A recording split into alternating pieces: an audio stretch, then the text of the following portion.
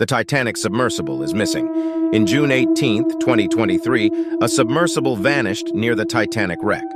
On board were 5 intrepid explorers: British billionaire Hamish Harding, Pakistani businessman Shahzada Dawood, and his teenager son Suleiman, French explorer Paul-Henri Nargeolet, and the CEO of OceanGate Stockton Rush.